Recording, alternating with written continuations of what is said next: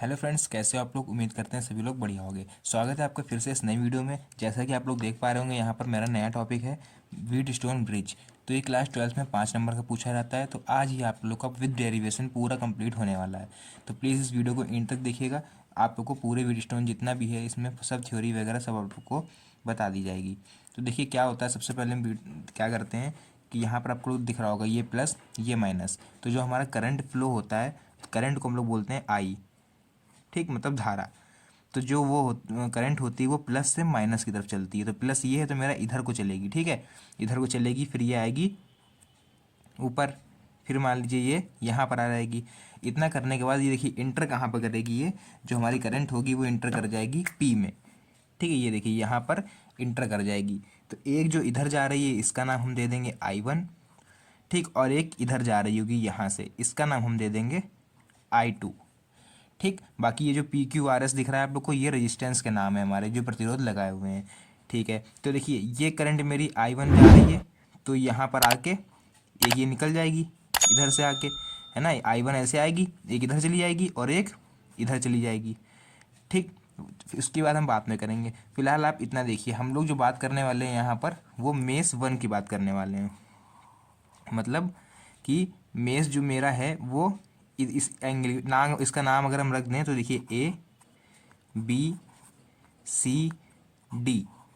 ठीक। तो जो हम लोग यहाँ पर बात करने वाले हैं वो किसके बारे में बात करने वाले हैं, ट्रायंगल ABD के बारे में। तो यहाँ पर हम लिखेंगे इन ट्रायंगल ABD या फिर ABD में। तो देखिए ABD में होगा तो सबसे पहले देखिए होगा क्या मेरे पास कि यहाँ पर आप लोगों को करंट दिख रही होगी साइड में जाती हुई। ये जो करंट जा रही है इसका हम लोग नाम रख देते हैं। तो देखिए I1P, सबसे पहले यहाँ पर लिख देंगे I1P, ठीक है। फिर ये करंट क्या हुई और आगे बढ़ी, फिर ये कहाँ आ गई देखिए नीचे, तो इसका नाम हम रख देंगे I1G प्लस I1G। तो यहाँ पर प्लस क्यों लग रहा है आप लोग को पता है। यहाँ पर प्लस इसलिए लग रहा है क्योंकि देखिए करंट अभी अपोज जब करेगी, मान लीजिए कोई करंट ऐसे आ रही है, ठीक, और उधर से वापस आती हुई मिल जाएगी, तो इस सिचुएशन में यहाँ पर करंट मेरी क्या हो जाएगी, माइनस में चली जाएगी, ठीक है। इसको देखेंगे आप लोग समझ में आएंगे अभी। तो देखिए अभी अभी एक ही रास्ते चले ना, सीधे जाके ऐसे, ठीक। तो अब देखिए क्या ये अपोजिट जा रही है करंट यहाँ से। अभी तक तो देखिए यहाँ तक आई करंट नीचे तक, लेकिन यहाँ से जाने के बाद ये करंट मेरी, हमने ट्रायंगल कौन सा लिया है, ABD।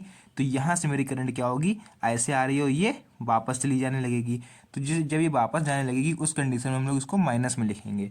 तो यहाँ पर हम लिखेंगे माइनस का I1R, ठीक, इक्वल टू 0। तो ये तो हो गया मेरा मेष 1। अब बात कर लेते हैं हम लोग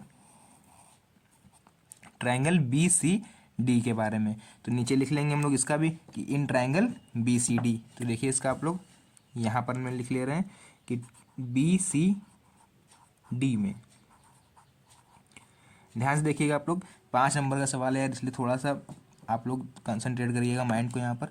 अब क्या है देखिए कि BCD हम देखेंगे, BCD, ठीक है। मान लीजिए यहाँ पर I1 आ रही है, तो ये I1 देखिए यहाँ से चली थी, तो यहाँ पर I1 है मेरी, तो I1Q अभी लिख देंगे हम लोग यहाँ I1Q, ठीक।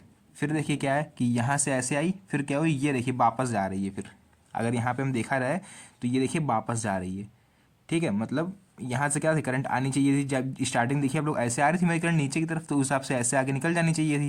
लेकिन हो क्या रहा है कि ऊपर से आके ये अपोजिट जा रही है डायरेक्शन में, तो यहाँ पर इसको हम लोग माइनस में लिख लेंगे। तो I1S, ठीक है। फिर देखिए क्या होगा, फिर ये यहाँ तक जाने के बाद फिर क्या करेगी, ऊपर जाएगी। तो अभी मेरी करंट कहाँ देखिए नीचे की तरफ आ रही है, यहाँ से याद करिए शुरू से आ रही थी मेरी करंट। अब क्या अभी देखिए अपोजिट जा रही, तो ये भी मेरा माइनस में जाएगा। तो I1G इक्वल टू 0। अब जो आप लोगों को काम करना है वो इसी में करना है। तो इन लोग का हम नाम दे देंगे जल्दी से। एक को इक्वेशन फर्स्ट नाम दे देंगे, एक को इक्वेशन सेकंड। तो ये समीकरण फर्स्ट और ये समीकरण सेकंड। अब देख लेते हैं हम लोग समीकरण फर्स्ट और सेकंड में क्या दिक्कत है। देखिए सबसे पहले क्या बात है, हमारा दोनों में जो कॉमन पॉइंट होगा वो होता है 0। तो देखिए ये क्या है G, अगर आप बोल बीच वाली लाइन देख पा रहे हो तो ये दोनों ट्रायंगल में कॉमन है, ABD में भी और BCD में भी, कि बीच वाली लाइन जो है वो कॉमन है। तो यहाँ पर मेरा जो G की वैल्यू रहेगी वो कितनी हो रहेगी, 0। G की वैल्यू 0। तो देखिए जब G की वैल्यू 0 हो गई मेरी, तो क्या होगा, ठीक है। तो जब यहाँ मान लीजिए हम लोग जी की जगह जीरो रख देंगे तो ये जीरो अगर हो जाएगा जी इक्वल टू, तो I1 भी जीरो हो जाएगा मेरा, क्योंकि जीरो से किसी को भी मल्टीप्लाई कराएंगे तो वो कितना हो जाता है, जीरो। तो इस पूरे को अगर हम थोड़ी देर के लिए मान लें इसमें नहीं है, तो फाइनली मेरा बचेगा क्या, यहाँ पर देखिए नीचे आप लोग इक्वेशन फर्स्ट से, ठीक, या फिर फर्स्ट में यहाँ पर आप लोग लिख लीजिए फर्स्ट में जी इक्वल टू जीरो रखने पर।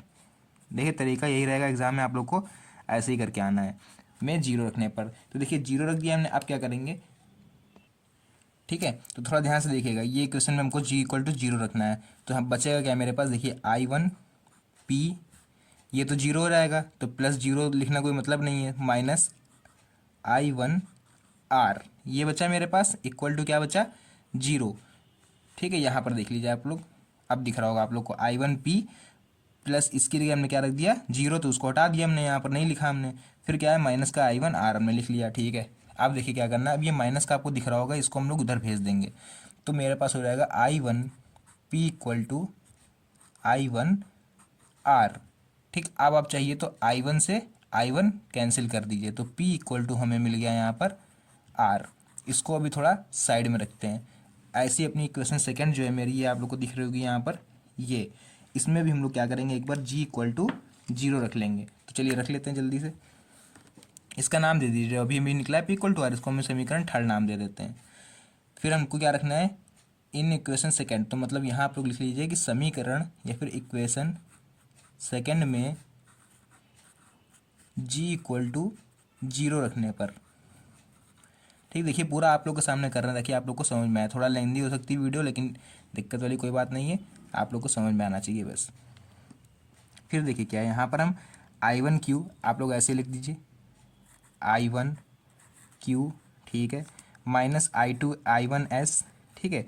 माइनस का यहाँ पर क्या हो रहा है, इसकी जगह देखिए जीरो हो जाएगा, जी की जगह जीरो, तो I1 भी जीरो, तो बचेगा क्या मेरे पास, केवल इक्वल टू जीरो। तो यहाँ से भी अगर हम इस वाले को कहाँ भेज दें, इक्वल के उधर, तो मेरे पास बचेगा I1 Q equal to I1 S। तो यहाँ से भी हम क्या करेंगे, I1 कैंसिल, फाइनली मेरे पास बच गया Q इक्वल टू S।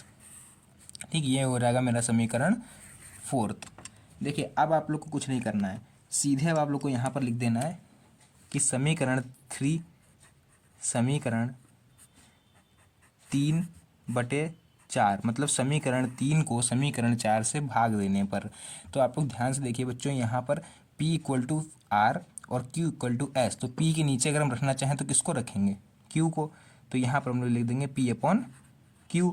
ऐसे इक्वल टू R के नीचे रखना चाहें तो हम लोग किसको रखेंगे, R अपॉन S। और यही कंडीशन बच्चों आप लोग को प्रूफ करनी होती है, 5 नंबर में देते हैं कि सिद्ध कीजिए P upon Q equal to R upon S।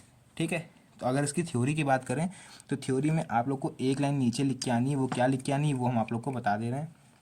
देखिए सबसे पहले आपको यहाँ पर लिख के आना है साइड में, इसका काम क्या होता है।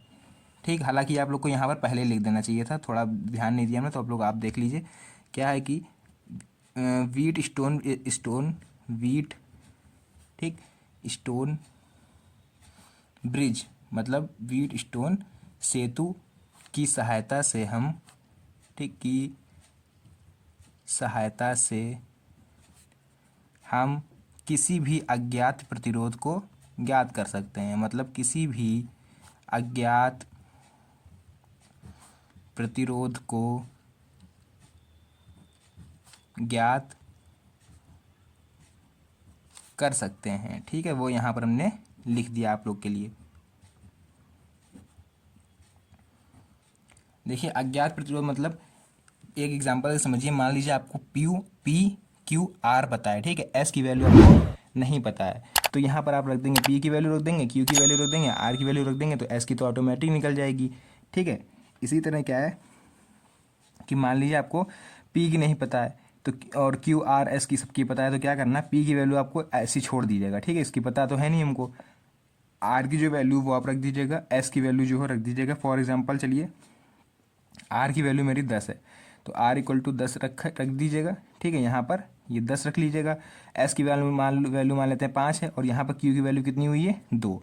हमको पी की नहीं पता है, तो करना क्या, देखिए R/S मतलब 10/5, तो 5 × 5 5 दूनी 10, इधर आ जाएगा 2। अब ये क्या, ये डिवाइड में है, ये इक्वल के उधर जाएगा तो किस में रहेगा, मल्टीप्लाई में, तो मतलब 2 पहले से था और 2 ये और आ जाएगा, तो 2 दूनी 4। तो देखिए पी की वैल्यू कितनी निकल आएगी, 4। ठीक है, तो फिलहाल व्हीटस्टोन ब्रिज में इतना ही आप लोग लिख देंगे, तो इतना आप लोग के लिए इनफ होगा 5 नंबर में। और बाकी वीडियो अच्छी लगी हो तो वीडियो को लाइक और चैनल को सब्सक्राइब करना मत भूलिएगा, क्योंकि बहुत मेहनत से आप लोग के वीडियो बनाते हैं, आप खुद देख रहे हो, आपके सामने लाइव सॉल्यूशन करा है हमने इसका। ठीक है, बाकी मिलते हैं नेक्स्ट वीडियो में बहुत ही अच्छे टॉपिक के साथ। तब तक के लिए धन्यवाद।